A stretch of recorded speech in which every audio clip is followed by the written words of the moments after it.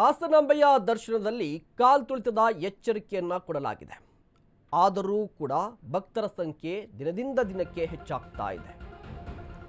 ಹಾಸನಾಂಬೆ ದರ್ಶನದಲ್ಲಿ ಕಾಲ್ತುಳಿತದ ಎಚ್ಚರಿಕೆಯನ್ನ ಕೊಡಲಾಗಿದೆ.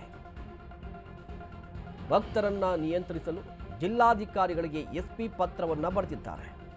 ಕಾರಣ ರಾಜ್ಯ ಮತ್ತು ಹೊರ ರಾಜ್ಯದಿಂದ ಭಕ್ತರ ಆಗಮನವಾಗ್ತಾ ಇದೆ.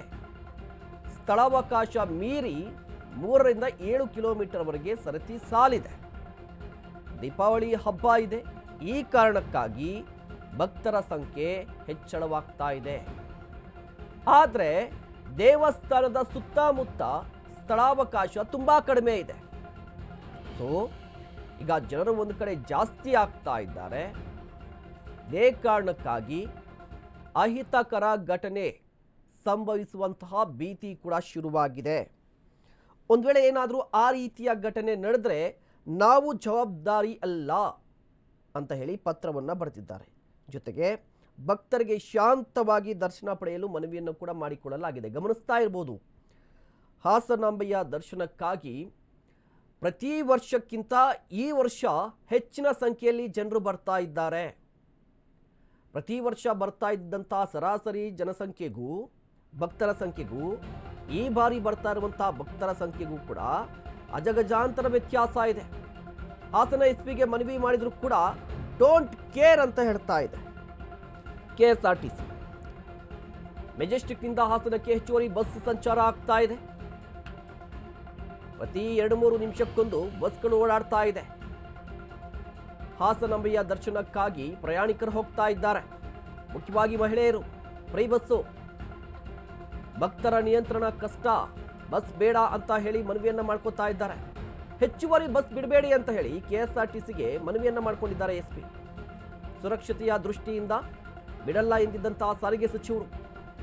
ಆದರೆ ರಾಮಲಿಂಗಾರೆಡ್ಡಿ ಅವರ ಗಮನಕ್ಕೆ ಇಲ್ಲದೆ ಬಸ್ಸನ್ನ ಬಿಡ್ತಾ ಇದ್ದಾರೆ ಅನ್ನುವ ಆರೋಪ ಕೂಡ ಇದೆ.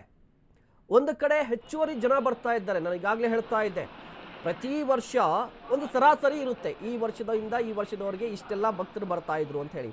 ಬಟ್ ಈ ಬಾರಿ ಭಕ್ತರ ಸಂಖ್ಯೆ ಏಕಾಏಕಿಯಾಗಿ ಜಾಸ್ತಿ ಆಗಿದೆ. ಇದಕ್ಕೆ ನಾನಾ ರೀತಿಯ ಕಾರಣ. ಒಂದು ಕಾರಣ ಏನು ಅಂತ ಹೇಳಿದ್ರೆ, ಹೆಚ್ಚುವರಿ ಬಸ್ಗಳನ್ನು ಬಿಟ್ಟಿದ್ದಾರೆ ಮೆಜೆಸ್ಟಿಕ್ಕಿಂದ.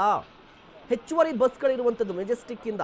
ಪ್ರತಿ 2-3 ನಿಮಿಷಕ್ಕೊಂದು ಒಂದು ಹಾಸನಕ್ಕೆ ಡೈರೆಕ್ಟಾಗಿ ಹಾಸನಕ್ಕೆ ಬಸ್ ಇದೆ. ಇದರಲ್ಲಿ ಪ್ರಾಬ್ಲಮ್ ಏನು ಅಂತ ಹೇಳಿದ್ರೆ, ಮಹಿಳೆಯರ ಸಂಖ್ಯೆ ಜಾಸ್ತಿ ಇದೆ. ಕಾರಣ ಗೊತ್ತಿದೆ, ಗ್ಯಾರಂಟಿ ಸ್ಕೀಮ್, ಶಕ್ತಿ ಯೋಜನೆ ಕಾರಣಕ್ಕಾಗಿ ಮಹಿಳೆಯರು ಹೆಚ್ಚಿನ ಸಂಖ್ಯೆಯಲ್ಲಿ ಪ್ರಯಾಣವನ್ನು ಬೆಳೆಸ್ತಾ ಇದ್ದಾರೆ. ಅದೇ ಸಂದರ್ಭದಲ್ಲಿ ಹೆಚ್ಚುವರಿ ಬಸ್ಗಳು ಕೂಡ ಇದೆ. ಇದಲ್ಲದೆ ದೀಪಾವಳಿ ಹಬ್ಬ ಕೂಡ ಹೌದು. ಅಂದರೆ ಶನಿವಾರ ಭಾನುವಾರ ಮುಂದೆ 3 ದಿನ, ಆಲ್ಮೋಸ್ಟ್ ನಿಮಗೆ 5 ದಿನ ಕಂಟಿನ್ಯೂಸ್ ಆಗಿ ರಜಾ ಇದೆ.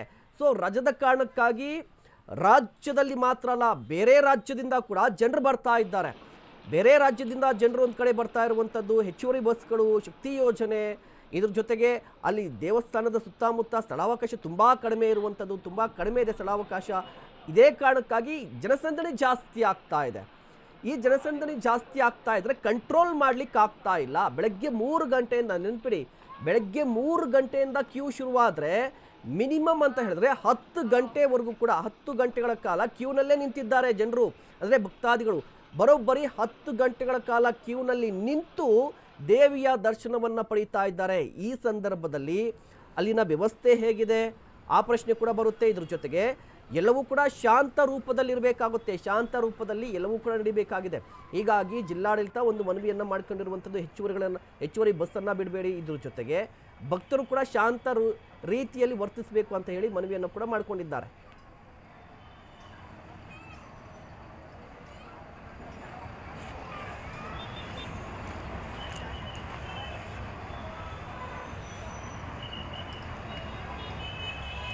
ಎಷ್ಟು ಸಂಖ್ಯೆಯಲ್ಲಿ ಪ್ರಯಾಣಿಕರು ಪ್ರಯಾಣ ಬೆಳೆಸಿದ್ದಾರೆ ಅಂತ ಹೇಳೋದು ಕಷ್ಟ ಆಗುತ್ತೆ. ಇನ್ನು ಸುಮಾರು 50,000 ಜನ ನಮ್ಮಲ್ಲಿ ಮುಂಗಡ ಟಿಕೆಟ್ ಬುಕಿಂಗ್ ಮಾಡ್ಕೊಂಡಿದ್ರು. ನಿನ್ನೆ ಸುಮಾರು 350 ವಾಹನಗಳನ್ನ ಹೆಚ್ಚುವರಿಯಾಗಿ ನಾವು ಬೆಂಗಳೂರಿನಿಂದ ವಿವಿಧ ಸ್ಥಳಗಳಿಗೆ ಕಾರ್ಯಾಚರಣೆ ಮಾಡಿದ್ದೀವಿ. ಇವತ್ತು ಸುಮಾರು 380 ಹತ್ರ ಹೆಚ್ಚುವರಿ ವಾಹನಗಳನ್ನ ಬೇರೆ ಬೇರೆ ಸ್ಥಳಗಳಿಂದ ಕಾರ್ಯಾಚರಣೆ ಮಾಡೋದಕ್ಕೆ, ಅಂದ್ರೆ ಬೆಂಗಳೂರಿನಲ್ಲಿ ವಿಜಯನಗರ, ಯಶವಂತಪುರ, ಮಲ್ಲೇಶ್ವರಂ, ಮೆಟ್ಟಿನ ಕ್ರಾಸ್, ಈ ತರದ ಬೇರೆ ಬೇರೆ ಸ್ಥಳದಿಂದ ಕಾರ್ಯಾಚರಣೆ ಮಾಡೋದಕ್ಕೆ. ಅತಿ ಹೆಚ್ಚು ಮಂಗಳೂರು, ಶಿರ್ಸಿ, ಹುಬ್ಬಳ್ಳಿ, ಬಳ್ಳಾರಿ, ರಾಯಚೂರು, ಅದೇ ರೀತಿಯಲ್ಲಿ ಹಾಸನ, ಮೈಸೂರು ಈ ಸಂದರ್ಭದಲ್ಲಿ ನಿನ್ನೆ ಜನದಟ್ಟಣೆ ನೋಡಿ ನಾವು ಕಾರ್ಯಾಚರಣೆ ಮಾಡಿದ್ದೀವಿ. ವಾಹನ ಕಾರ್ಯಾಚರಣೆ ಇದೆ.